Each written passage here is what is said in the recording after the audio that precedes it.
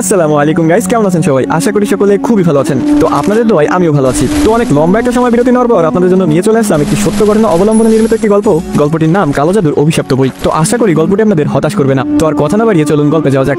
প্রেমিকাকে কালো জাদু করেছি আমি, তবে এর ফলাফল যে এতটা ভয়ঙ্কর হবে তা আমার ধারণার বাইরে ছিল। কি বা করতাম? আমার 8 বছরের প্রেম সব ভুলে গিয়ে সে অন্য একটা মানুষকে বিয়ে করতে যাচ্ছিল, কিন্তু আমার কোনো খারাপ উদ্দেশ্য ছিল না। আমি শুধু তাকে চেয়েছিলাম। অনেক চেষ্টা করেও যখন ব্যর্থ হয়েছি তখন ব্ল্যাক ম্যাজিকের সাহায্য নিতে হয়েছিল।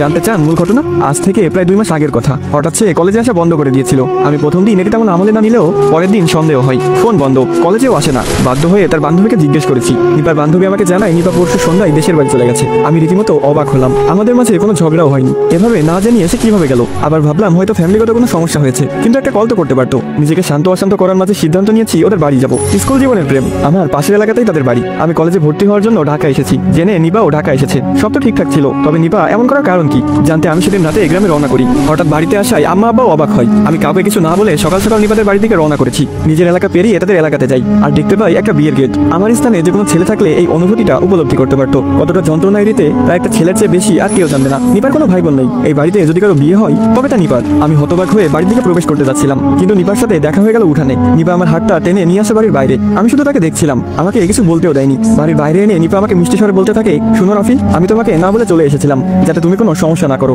আমাদের মধ্যে যা ছিল সব ভুলে যাও। আজ আমার গায়ে হলুদ, তুমি আমার চেয়ে ভালো মেয়ে পাবে। দয়া করে কোনো ঝামেলা করিও না, চলে যাও। আমি বললাম, এসব তুমি কি বলছো নিপা? তোমার মাথা ঠিক আছে? 8 বছর ধরে ভালোবাসি তোমাকে, হুট করে তুমি বলছো সব ভুলে যাবো, তাও এত সহজে? নিপা বললো, রাখো এসব ভালোবাসা। তুমি বলো কি আছে তোমার? এখনো অনার্স ফাইনাল দাওনি। কবে তুমি চাকরি ধরবে আর কবে আমাকে বিয়ে করবে? আমি হয়ে যাচ্ছি বুড়ি। আব্বু ছেলে দেখেছে, ছেলের বিদেশে বিজনেস আছে, বিয়ের পর আমাকেও নিয়ে যাবে। প্লিজ দয়া করে আমার ক্যারিয়ার খারাপ করিও না। এমন ছেলে আমি কোনোদিন পাবো না। নিপা, তুমি সত্যিই ঠিক আছো? আর আমি কি স্বপ্ন দেখতেছি? এসব তুমি নিজের মুখে বলতেছো কিভাবে নিপা? হ্যাঁ, সেদিন আমি যেমন অবাক হয়েছি তেমন কেঁদেছি। নিপার পা ধরে অনুরোধ করেছি। নিপা আমাকে পাত্তাও দেয়নি।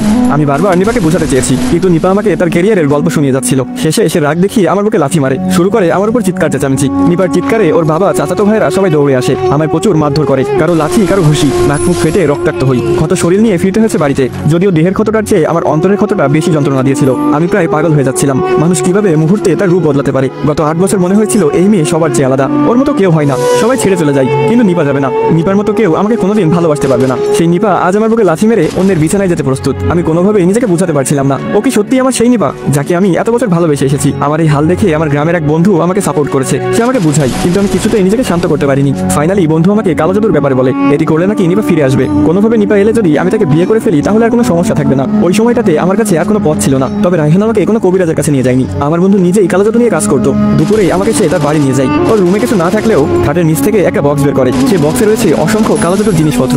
রায়হান বক্স থেকে জিনিসপত্র নামিয়ে দরজা জানলা বন্ধ করে দেয়। যদিও আমি নিজের ইচ্ছাতেই এসেছি, কিন্তু ভয় করছিল আমার। রাগ বা ভালোবাসা অর্জনের ইচ্ছা আছে, তবে ভয়টা এখানে আসার পরে করছে। এখন অন্য কোনো পথও নেই। নিপাকে ছাড়া আমি একদিনও ভাবতে পারবো না। রায়হান দরজা জানলা বন্ধ করার পর রুমে একটা মোমবাতি জ্বালাই। এক পাশে আমাকে বসাই, অন্য পাশে রায়হান বসে। বক্স থেকে বের করা কিছু সুতা রায়হান আমার হাতে বেঁধে দেয়। এরপর একটা বোতল থেকে কিছু পানি আমার গায়ে ছিটিয়ে দেয়। এগুলো শেষ করে রায়হান আমাকে বলে, এই পানিগুলো নাপাক পানি, মানে মানুষের মূত্র।